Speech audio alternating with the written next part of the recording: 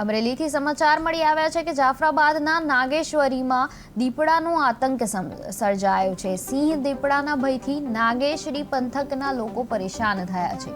ખેત મજૂરો અને વિદ્યાર્થીઓમાં ફફડાટનો માહોલ જોવા મળી રહ્યો છે, ત્યારે ખેડૂતોની વન વિભાગને પાંજરા ધરાવવાની માંગ ઉઠી છે।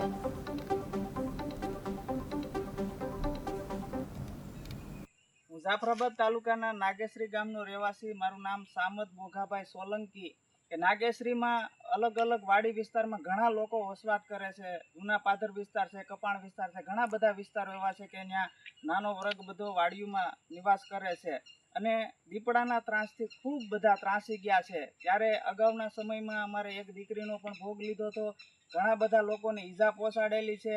એવામાં ગઈ 17 તારીખે મારો કૂતરાનો ભોગ લીધો છે, 18 તારીખે ભૂપતભાઈ પરમારની વાસળીનો ભોગ લીધો છે અને જે અમારી વાડી વિસ્તારમાંથી આ નાના નાના ભૂલકા 3-4 કિલોમીટર કાયમિક માટે હાલીને આવે છે અને એ જંગલ વિસ્તાર આવે છે અને એમાં દીપડાના રહેણાંક વિસ્તાર છે।